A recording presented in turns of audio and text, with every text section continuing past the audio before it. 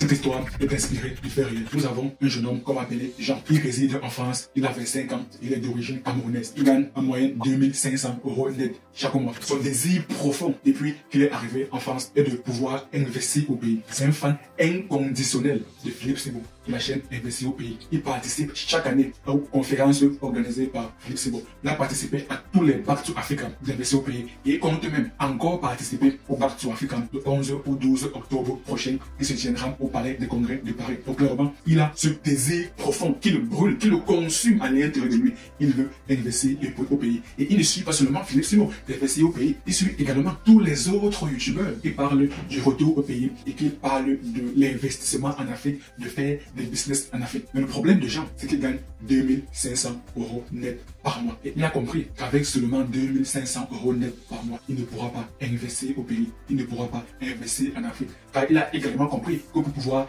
investir sereinement au pays ou bien en Afrique, il va falloir avoir un gros capital de départ. Et c'est même Philippe Sebo qui l'a dit. Il a dit qu'il a pu investir, qu'il a pu s'installer de manière sereine en Afrique parce qu'il a pu générer de l'argent à travers ses business ici en France. Donc c'est à travers ses business en France qu'il a pu investir de manière conséquente en Afrique. Donc Jean étant conscient de cela, il sait bien et bien que ces 2500 € net par mois sont insuffisants. Alors quelle est la solution de Jean? Il a deux solutions. La première, c'est qu'il épargne. Au bout d'un an, voire 2 ans, il se constitue un capital d'épargne assez conséquent, ce qui lui permettrait par la suite d'investir au pays. Mais là, c'est une solution assez risquée parce que s'il perd tout son épargne, vu que ce sera son premier business, ce qui est très probable, alors là, il devra recommencer à zéro. Et la deuxième solution est de lancer le business ici en France, ce qui lui permettra de se constituer un bon capital de départ à travers les revenus qu'il pourra générer à travers le business dans lequel il s'est lancé. Et par la suite, au bout d'1 an, 2 ans, il a un gros capital qui lui permettra par la suite d'investir au pays, un peu comme ce que Philippe Sebo d'investir au pays a fait. Donc, il suit le même chemin emprunté par Philippe Sebo. D'ailleurs, c'est un fan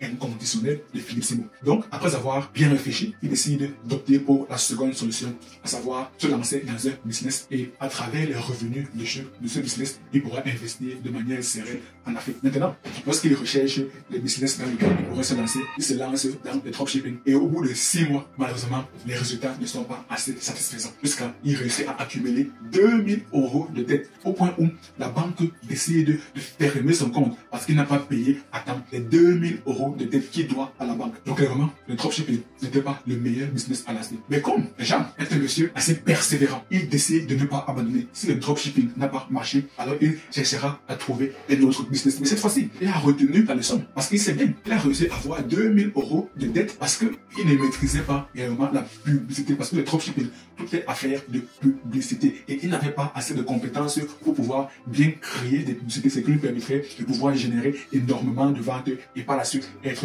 rentable. Donc il a compris que le dropshipping, ce n'est pas réellement un business qu'on peut lancer sans argent, du moins avec un très faible capital de départ. Donc, dorénavant, il cherche des business où on peut se lancer avec un très faible capital de départ. Et le problème, c'est que sur YouTube, il n'en trouve pas. À chaque fois qu'il trouve un business qui pourrait l'intéresser, malheureusement, les informations capitales se trouvent dans des formations qui sont vendues à des prix exorbitants. Et avec la réputation de vendeur de formation, il devient de plus en plus méfiant. Surtout qu'il ne gagne pas assez d'argent. Il ne gagne que 2500 € net par mois. Et il n'a pas une épargne conséquente. Donc, payer une formation qui est à un prix élevé, cela représente un gros investissement. Cela représente un gros risque pour lui. Il n'a pas envie de se louper. Il faudrait que le youtubeur qui lui présente un business qui nécessite un très faible capital de départ, il faudrait clairement qu'il ait confiance en ce youtubeur qui propose déjà sur YouTube des solutions intéressantes, des solutions pertinentes qui lui donnera la confiance d'acheter sa formation. Mais malheureusement, il n'en trouve pas.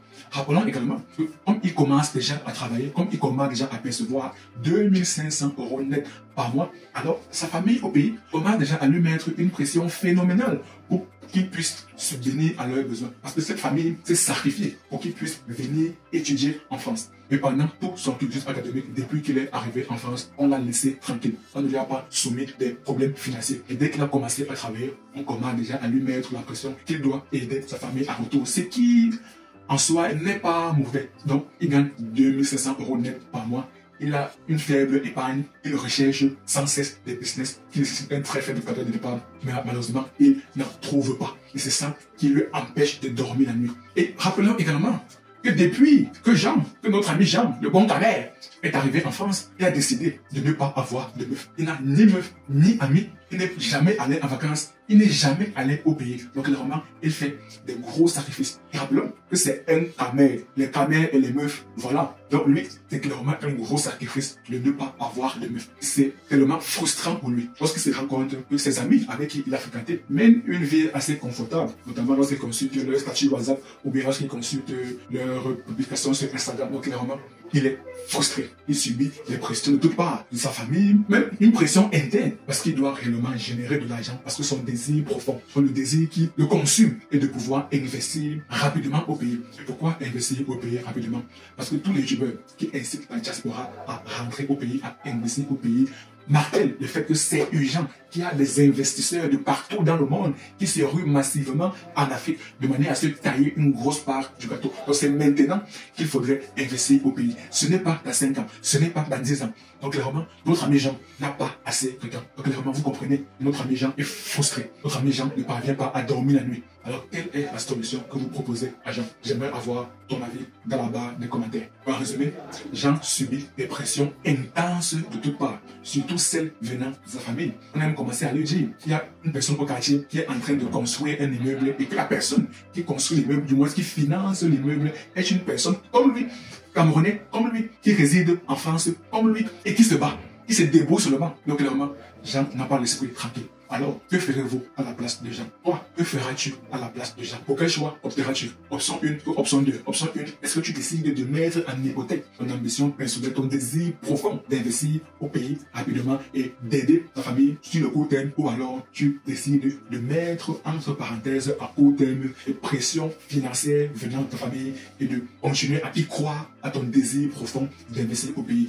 Quel choix opteras-tu? Option 1 ou option 2? J'aimerais avoir ton avis dans la barre des commentaires.